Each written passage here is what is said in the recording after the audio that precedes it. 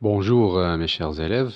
Alors cette séance, comme c'était prévu, il sera consacré totalement à des exercices corrigés concernant toujours la leçon du courant électrique continu. Alors commençons tout d'abord par le premier exercice. Exercice 1, donc on doit compléter des phrases par les mots convenables. La première phrase, le courant électrique a un il y a un vide de circulation.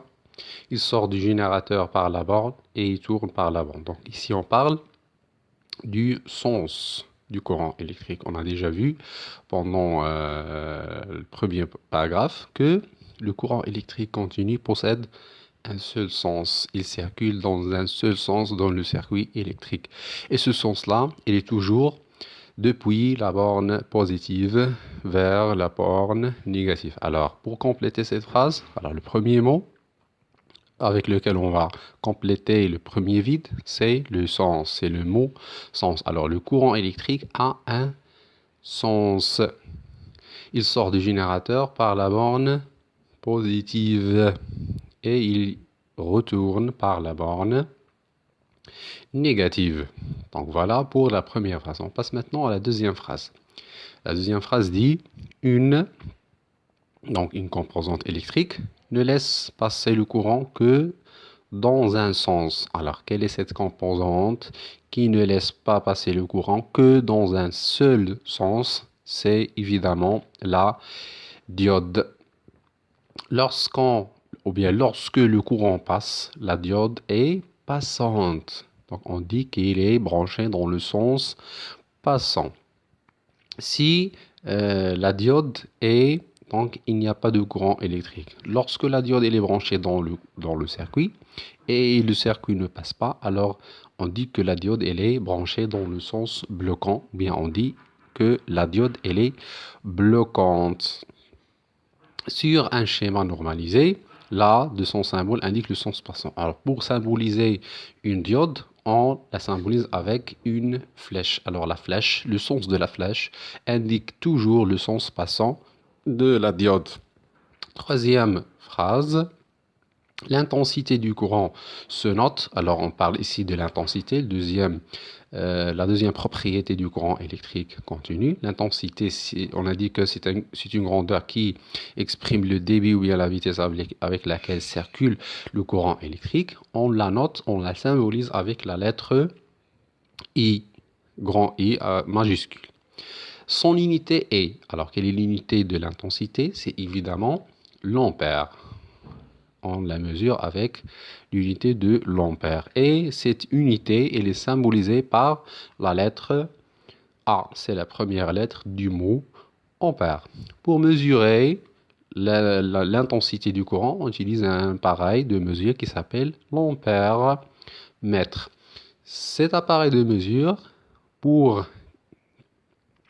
qu'ils permettent de mesurer la valeur de l'intensité du courant. Donc, il doit se brancher, il doit se monter dans le circuit électrique en série dans le circuit électrique. Donc, voilà pour le premier exercice. On passe maintenant au deuxième exercice. On doit faire quoi? On a des phrases, on a des expressions. On doit dire si les expressions ou bien les phrases, ils sont vraies ou bien ils sont fausses. Et pour les fausses, on doit les corriger. La première phrase, la première expression. Donc, le symbole du courant électrique continu est AC.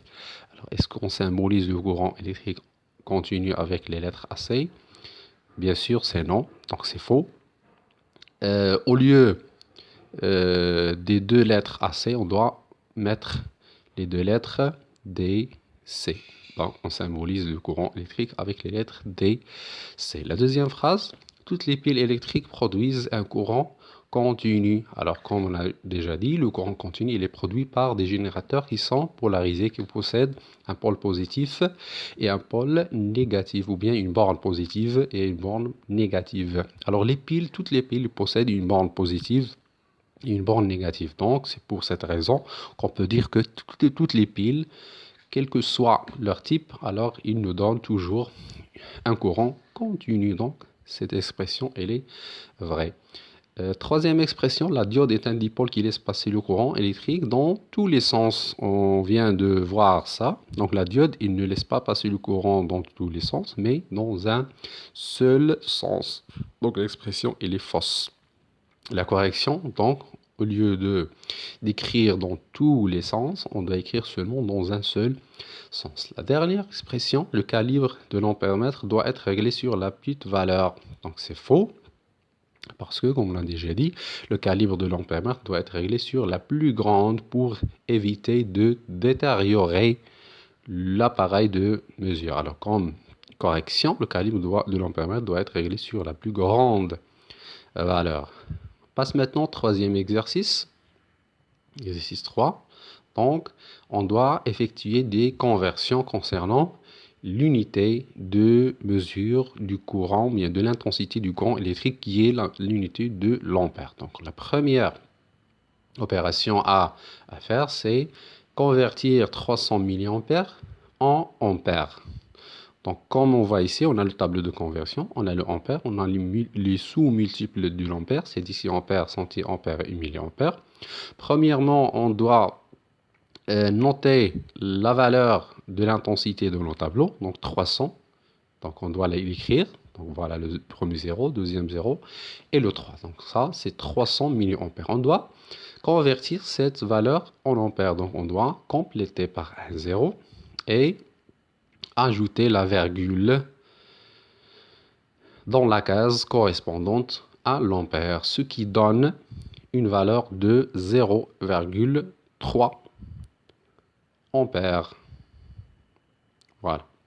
Deuxième valeur à convertir, c'est 0,07 ampères. On doit la convertir en milliampères. On doit tout d'abord écrire la valeur de départ, 0,07. Donc voilà, premier 0,07. On doit la convertir en milliampères. On complète par un 0 et on déplace la virgule à la case correspondante en milliampères. Et voilà, on obtient combien? Donc c'est 70 milliampères. Très bien. Troisième valeur à convertir, 1,03 milliampères. Donc toujours de la même manière, on doit écrire la valeur de départ.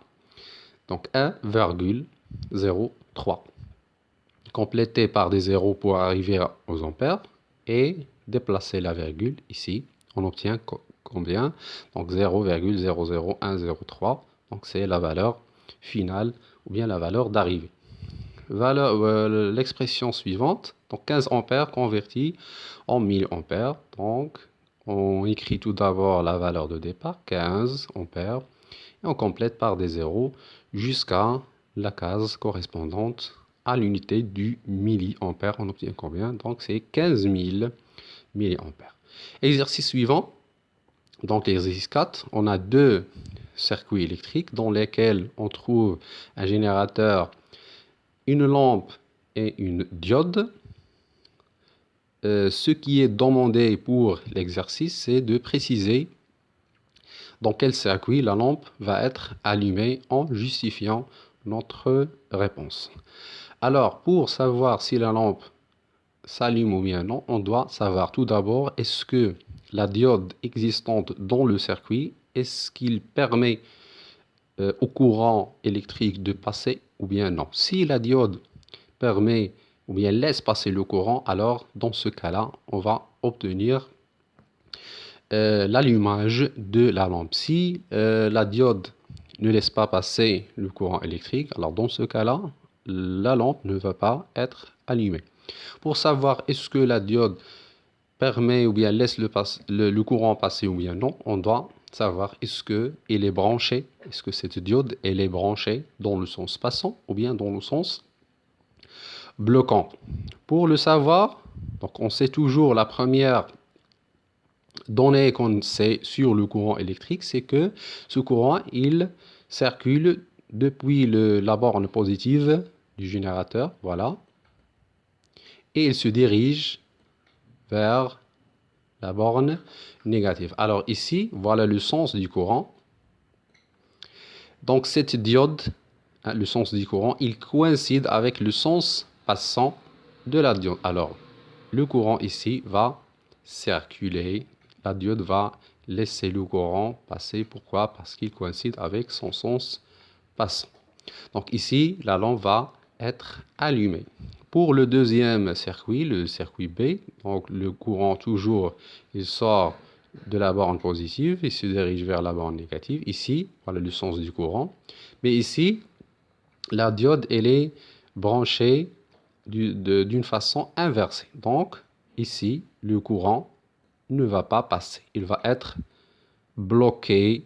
Donc, la diode, elle est branchée dans le sens bloquant et le courant ne va pas passer, ce qui signifie que la lampe ne va pas être allumée. Donc, comme réponse, donc la lampe est allumée dans le circuit A,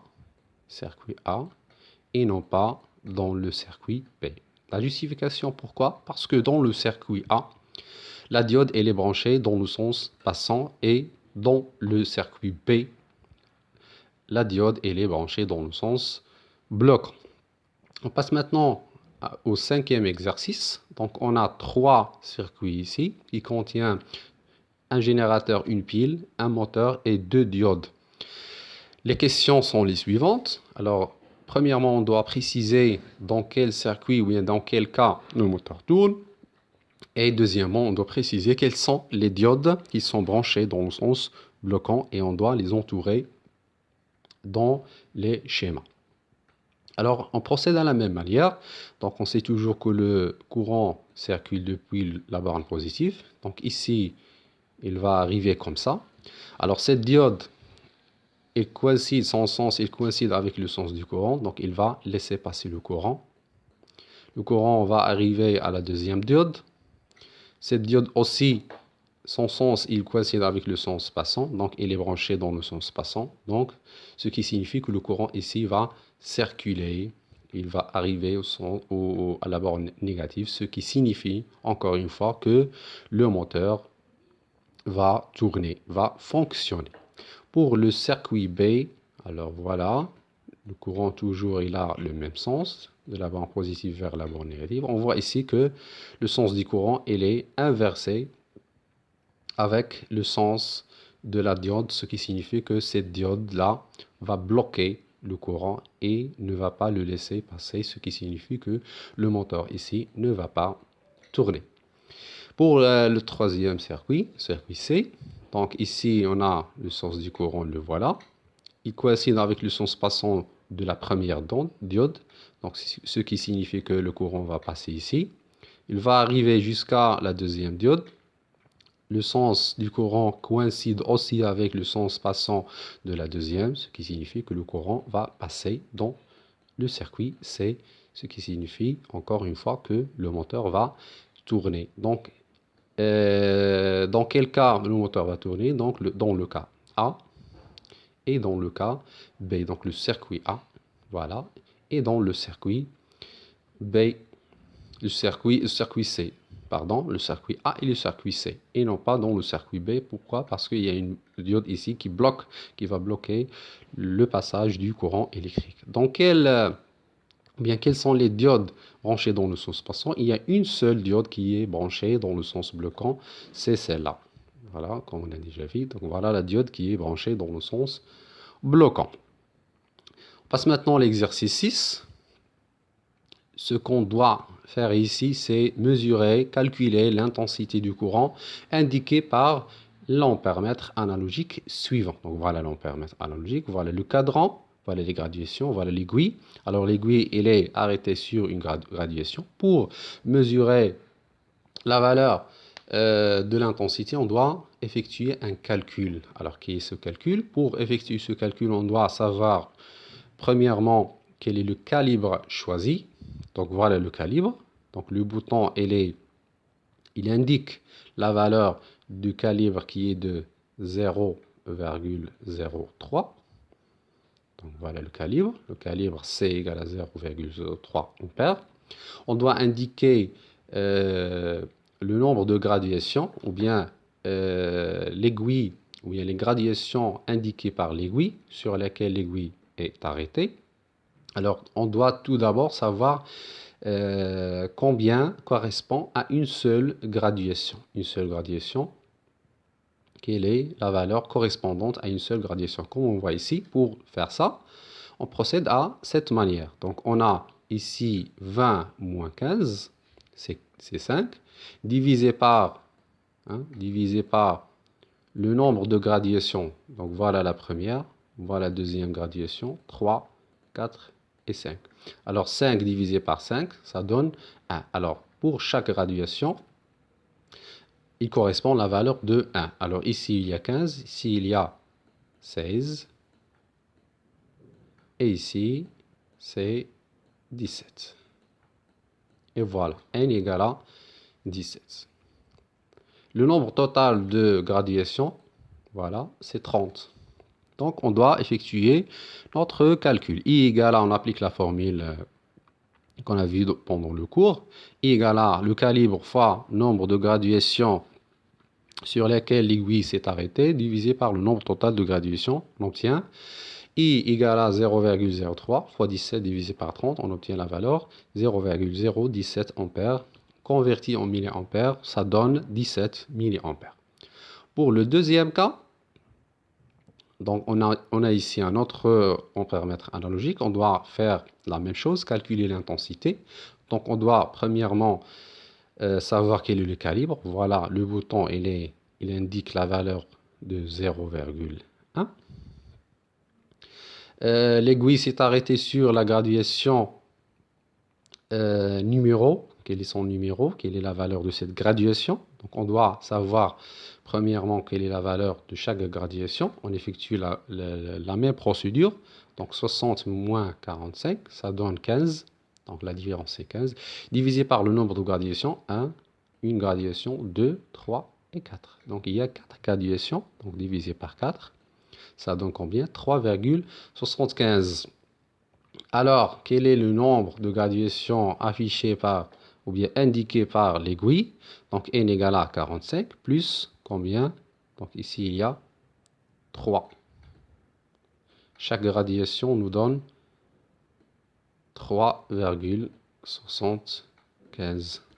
Donc, voilà. Ce qui donne 45 plus 11,25.